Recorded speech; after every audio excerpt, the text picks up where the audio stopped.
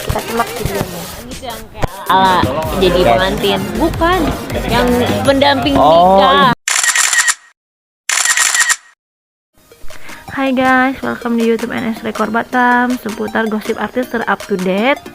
Informasi bocornya tanggal pernikahan Ria Ricis yang ada di Silent Award.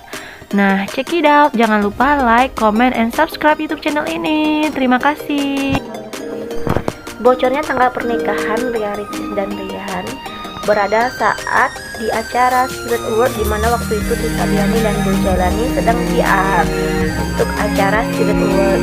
Tidak sengaja Tisa dan Dul ketemu dengan Ria Ricis. Nah, mungkin dengan tidak sengaja Tisa Biani menyebutkan tanggal pernikahan Ria Ricis dengan gamblang, namun tidak terlalu direspon oleh Ria Ricis karena kan ini masih rahasia guys.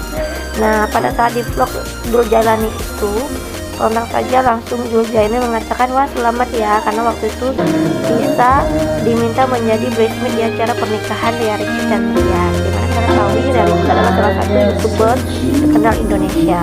Sontak saja Ria Ricis tidak terlalu merespon apa yang disampaikan oleh Tisa Biani, namun Dul Jailani langsung berespon demikian. Kita simak videonya. Ala jadi pengantin, bukan yang pendamping nikah. Aku ah bukan, ini dia mau nikah tanggal 10. Aku jadi lancar ya.